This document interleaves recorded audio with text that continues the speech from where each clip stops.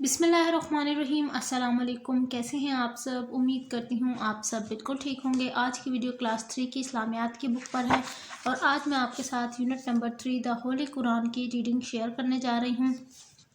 آئی hope آج کی میری یہ ویڈیو آپ کو اچھی لگے گی۔ ویڈیو اچھی لگے تو لائک کریے گا، چینل کو ضرور سبسکرائب کیجیے گا۔ سٹارٹ کرتے ہیں ریڈنگ کو۔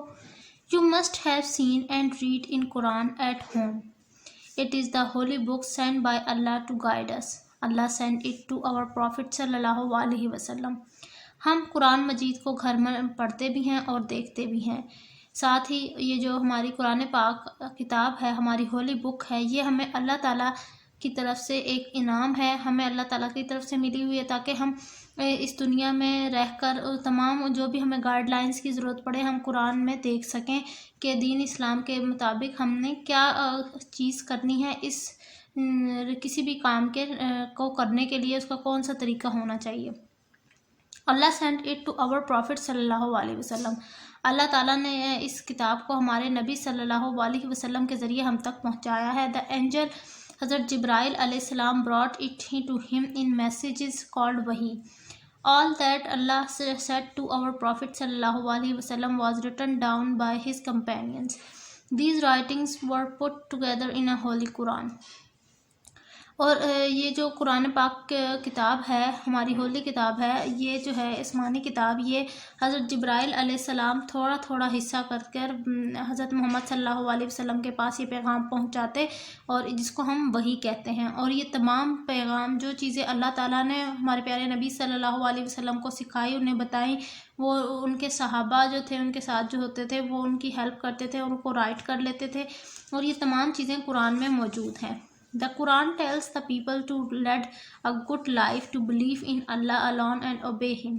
We are told to be good to our parents, to be just and honest, to respect the rights of others, and to remember that there will be life after death when we will be judged by Allah on the day of judgment.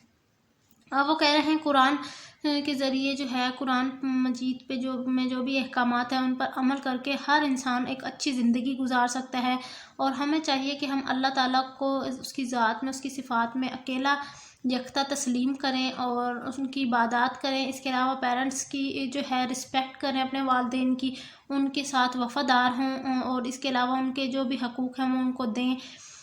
ساتھ ہی ہمیں اس بات پہ بھی یقین رکھنا چاہیے کہ قیامت کے دن بھی آئے گا جس دن ہمارا حساب کتاب ہوگا، یعنی جن کے اچھے اعمال ہوں گے ان کو جنت ملے گی، اور جن کے برے اعمال ہوں گے نعوذ باللہ ان کو جہنم کا جو ہے عذاب کی وعید دی گئی ہے قرآن میں بھی۔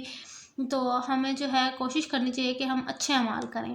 The Quran is the last and final book that Allah has sent. There were other holy books as well which were given to other prophets before Prophet صلی اللہ علیہ وسلم.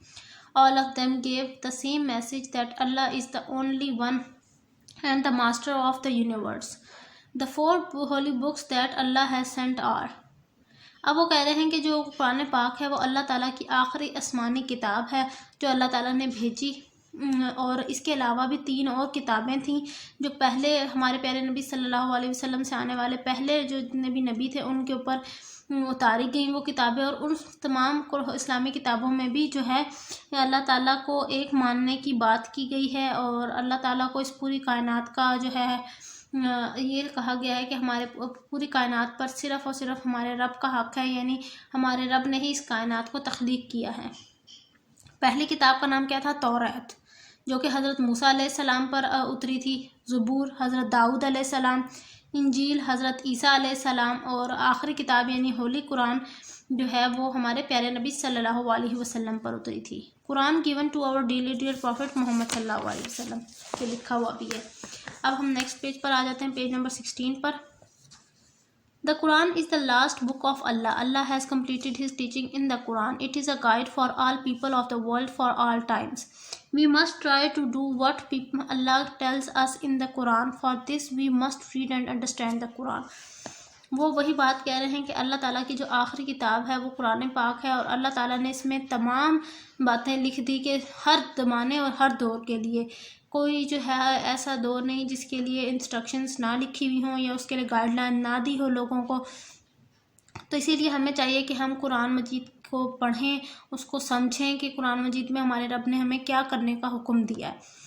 The Quran is in Arabic, the language spoken by our dear Prophet sallallahu alaihi wasallam and the people of Arabia. The Quran has been translated in most of the written languages of the world. There are many good translations in English, Urdu, Punjabi, Sindhi, Pashto, Balochi, as well as in almost all international languages. اب وہ کہہ رہے ہیں قرآن مجید جو ہے وہ عربی میں لکھا ہوا ہے، جو کہ ہمارے پیارے نبی صلی اللہ علیہ وسلم کی لینگویج تھی، وہ بولتے تھے، اور یہ جو ہے یہ سعودی عرب کے جو لوگ ہیں وہاں پر عربی بولی جاتی ہے زیادہ تر۔ ساتھ ہی یہ بھی بتایا گیا ہے کہ قرآن مجید کو جو ہے نا اس کی ٹرانسلیشن بھی کی گئی ہے مختلف زبانوں میں، جیسے انگلش میں بھی، اردو میں بھی، تاکہ ہر طرح کے جو لوگ ہیں وہ اس کو سمجھ سکیں، اس میں جان سکیں کہ اس میں کیا لکھا گیا اور کیا احکامات جاری کیے گئے ہیں۔ Proper recitation of the Quran is called Qiraat, and those who recite it are called Qaris. Qiraat competitions are held every year in different countries where Qaris come to recite the Quran and listen to the other Qari'as.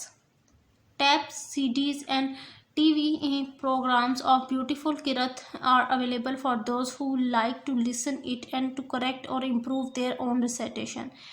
اب وہ کہہ رہے ہیں قرآن پاک کی جو تلاوت ہے اس کو کہتے ہیں قرأت، ٹھیک ہے جی، اور جو قرآن پاک کو قرأت کے ساتھ پڑھے انہیں کہتے ہیں قاری۔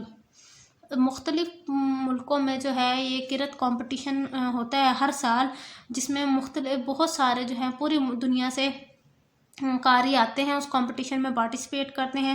اس کے علاوہ جو لوگ قرآن پاک سننا پسند کرتے ہیں ان کے لیے ٹیپس میں، سی ڈیز میں اور مختلف کے ٹی وی پروگرامز کے میں قرآن پاک کی تلاوت کی جاتی ہے۔ The Arabic written writing of the Quran is called calligraphy. اب جو قرآن پاک کو عربی زبان میں جس طرح سے لکھا گیا اسے کہتے ہیں کیلیگرافی، ٹھیک ہے جی، کیا کہتے ہیں؟ کیلیگرافی۔